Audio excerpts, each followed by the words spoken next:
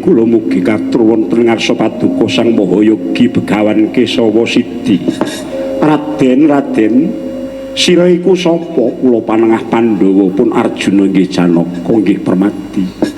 Panembahan saestu cumeplong raosing manah Janaka sampun kelampan sowan sebo ing ngarsa paduka Sang Mahamuni.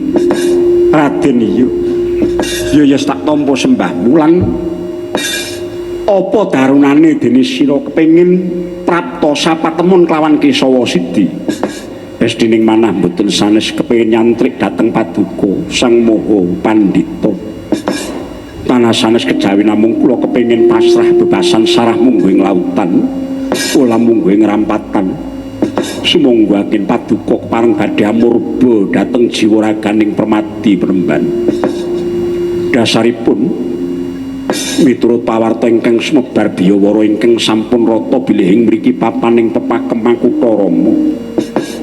Duh Sang Mahayogi kaparenga nuntun lampahing Permati saged kula weruh kajatening gesang kula Penemban.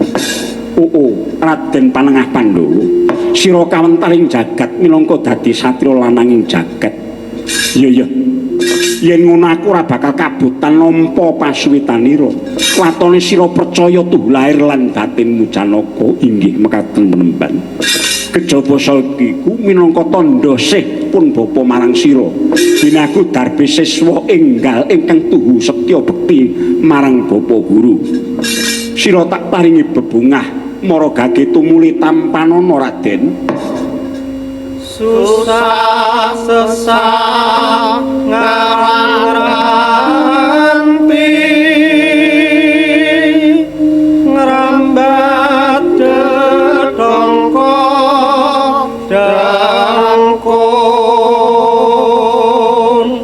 kakak rentang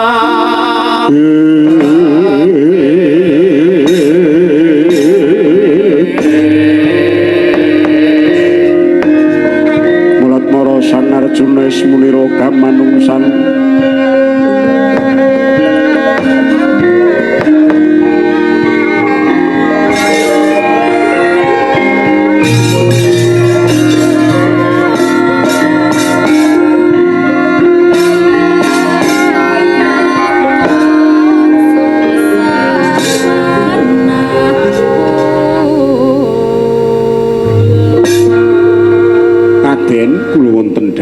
ya gene ngadoh lungguhmu semune ora kepranan atimu. Nggih. Waleh-waleh menapa kula ngertos bilih menika Kanjeng Kyai Kuntawijaya Danu agemipun Kakang Adipati Ngawangga. Nista pocapaning Arjuna menawi kula kedah nampi pusaka ingkang nyatanipun dados piyandeling Kakang Surya Putra. Mila Penemban kapejah ana pundherek kula mboten badhe kuwawi nampi peparing paduka Sang Mahayogi. Saliyaning talaga kadhe langit mambang tang basulan upamanika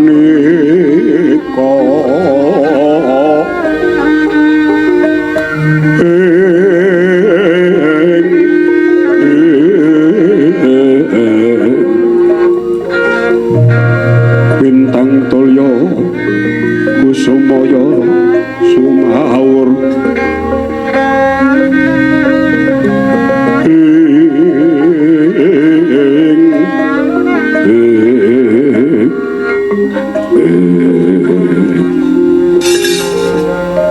sewu bejo kemayangan kang tanpa pepindhan wangi njaba jeromu Arjuna sira satriya sejati lati lan pakati nira nyawiji ing lair ngudi karding batin ngesti Gusti wis ora bakal mengo tumbulih lan ora bakal tida-tida maneh pun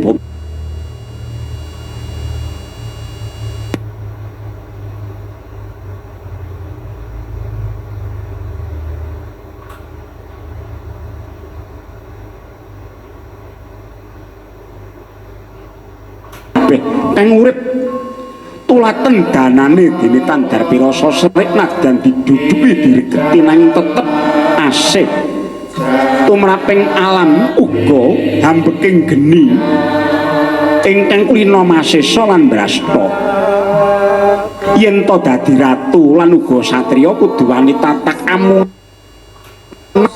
sapa wae sing gawe sulaya nginger pernatan bubrah kahanan nindakake laku murka kuwi kudu mbok sirnakake yaiku rertu angkaraning jagat.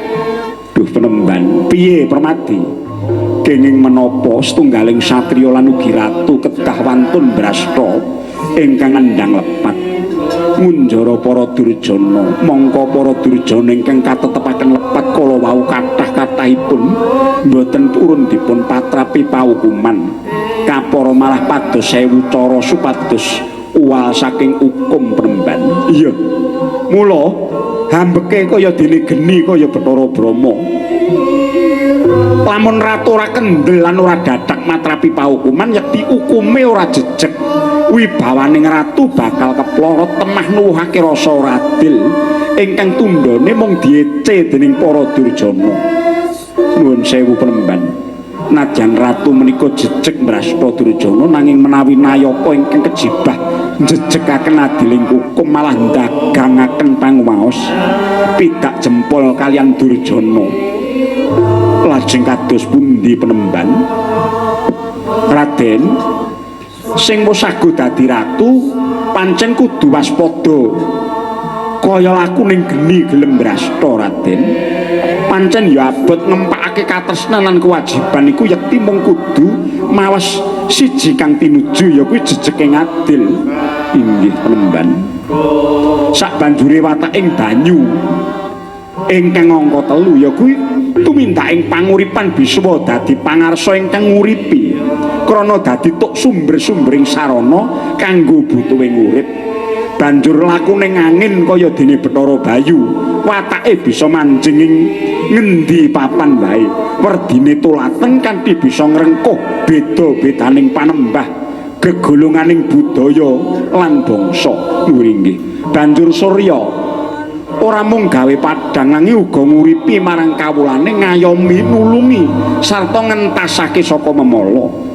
Nuwun inggih sak banjure Candra iku cecolok ing wanci bengi yen pinuju wulan purnama padhange sumunar nanging gawe ayem. Ratu kuwi nggone mriksani marang kawulane prayoga ora mung kahanan padhang nanging uga kudu dadi obor ing wanci peteng. Inggih banjur Kartika pepasrening langit endah yen sinawang nentremake rasa turta dadi tetenger lakuning manungsa. Inggih ingkang pekasan hambeking mendung ya bando watake ngempakake dana udan sumawur kaya pakartining Sang Indra Jati uga misesa nganggo bledhek mula adile ratu bisa merwi ala becik ing manungsa ingkang ala antuk paukuman ingkang becik entuk ganjaran. Inggih panemban ngestaken dawuh cumeplong raos sing manah kula menawi mekaten menawi kula saring-saring jebul lugunipun piwucal Hastabrata kala wau wonten wewarahing lampah inggih menika patuladan sejati. Ya pancen Hastabrata kuwi patuladan sejati. Yen sira bisa dadi patuladan sayekti uga nyrambahi wong sak donya bisa dadi patuladan upama kabeh bisa mengkono jagat iki anane mung rahayu.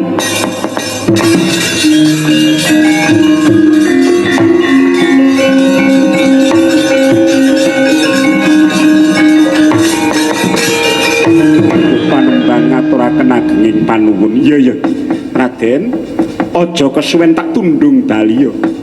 Sira wis entuk pepakem Makutha Rama. Tanjakna ana ing urip bebrayan Raden ngaturaken panuwun. Lan balimu tak titipi jemparing Kuntawijaya Danu. Balekna marang kang kagungan ngestaken dawuh Premban. Meh raina sumubang yang karuna katinetraning kokarapa sabdaning kuki loreng kanikara kakeketer kene dongane engkong kula nyuwun pamit Premban. Duga-duga digawa ngati-ati aja nganti keri. Kawula ninggih Premban ngestaken dawuh nyuwun pamit.